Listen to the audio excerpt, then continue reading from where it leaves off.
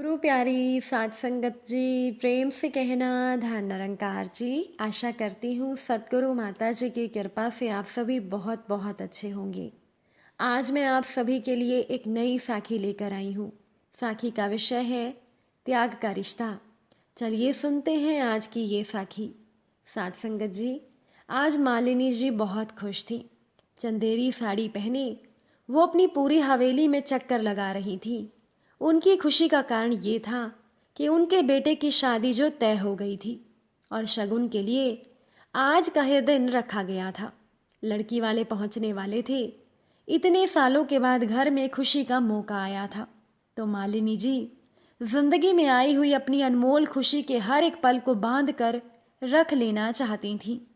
पूरे मन से वो लड़की वालों की खातिरदारी की तैयारी में लगी हुई थीं। देखते ही देखते 4-5 गाड़ियां हवेली के दरवाजे पर आकर खड़ी हो गईं।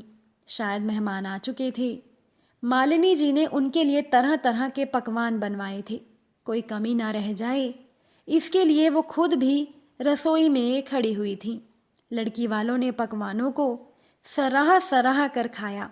तारीफ सुनकर मालिनी जी खाने के अंत में अपने हाथों से बनाए हुए हलवे को लेकर जैसे ही रसोई से निकली कि तभी मालिनी जी के पति देवेंद्र जी की कड़कती हुई आवाज सुनकर मालिनी जी वहीं पर रुक गईं।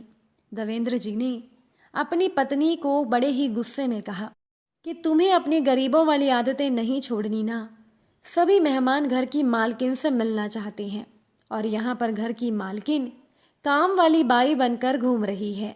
मेरे सारे रुतबे को तुम खत्म करके रख दोगी।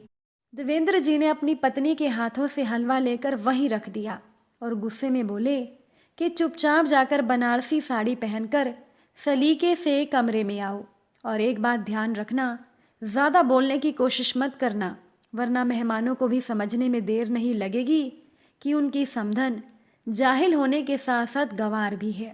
सभी घरवाले समेत नौकर चाकर भी हैरानी से देखते रह गए।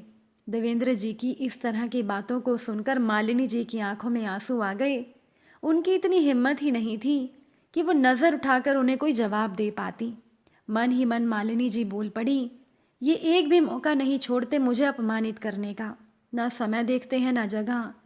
अब मालिनी जी अपने आंसुओं को पोंछते हुए अपने कमरे में चली गईं। देवेंद्र जी ने एक नौकर को बुलाया और जोर से फटकारते हुए उन्होंने सारा का सारा हलवा उठाकर डस्टबिन में